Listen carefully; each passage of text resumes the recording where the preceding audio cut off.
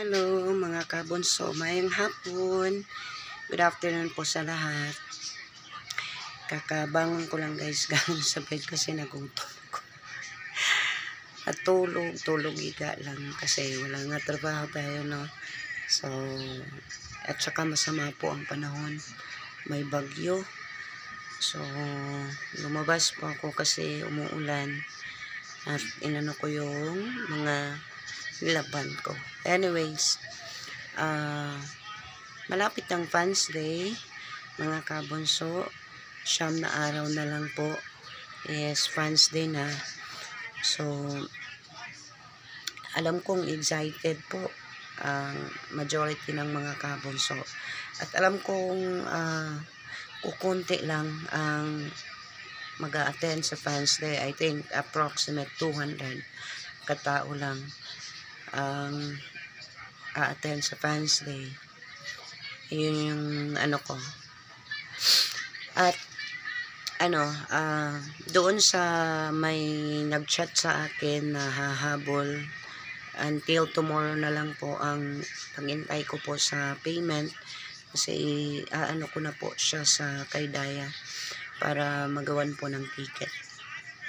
Anyways, lahat ng mga kabunso sa Fans Day, mag-enjoy po tayo at ihanda na natin yung mga presentations natin sa darating na 27 kasi 9 na araw na lang mga kabunso is Fans Day na.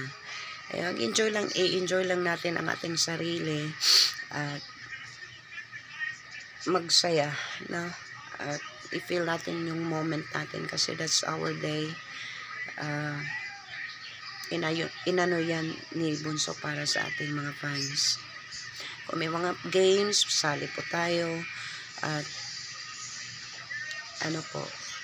i-feel yung moment balik-balik.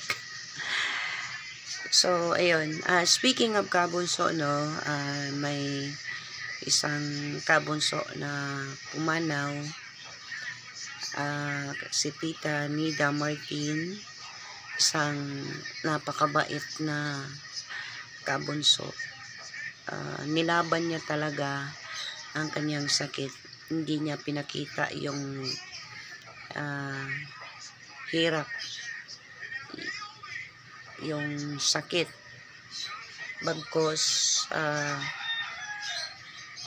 naging positive siya, no? Naging pinakita niya na kaya ko at saka masaya ako, no, sa buhay ko ngayon kahit na may yung bang nasa positive side siya. Kumakanta-kanta pa nga siya, no. Masasabi mo talagang napaka positive na tao, napaka matulungin, mabait, no. Kung sino pang mabait, siya pang kinukuha, no. Marami dyan mga na hindi kinukuha. Ayun na nga, yung buhay is din, hindi rin natin alam, no, kung time na nakukunin tayo sa may kapal. So, just be ready lang. Ako, ready na ako. Tagal na akong ready. Tagal nang ready. So, yun, panatilihin na lang natin na maging mabuting tao, no, sa kapwa natin. Kasi kahit papaano, kung kunin man tayo ni Lord, is may maaalala sila sa'yo na kabutihan, diba? At maalala ka nila talaga,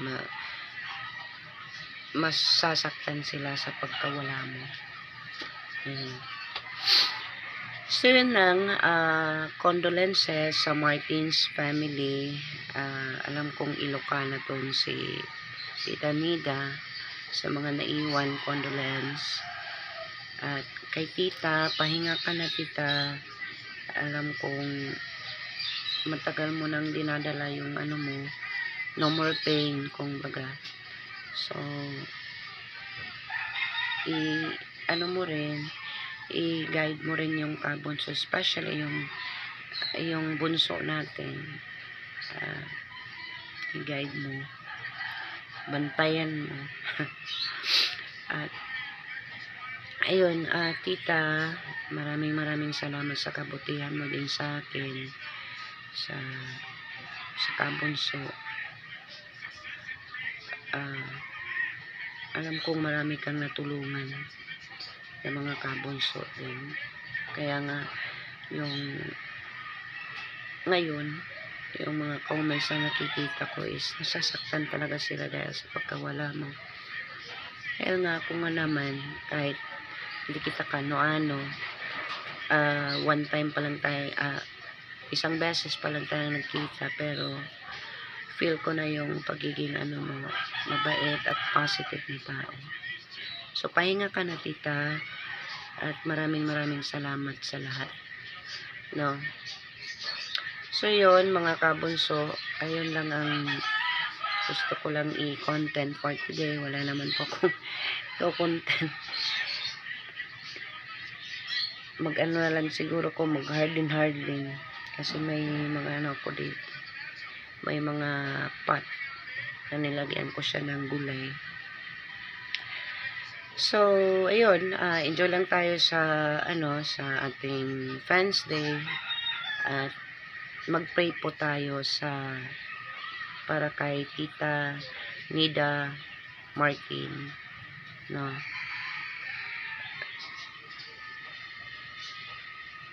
Salamat mga kabunso.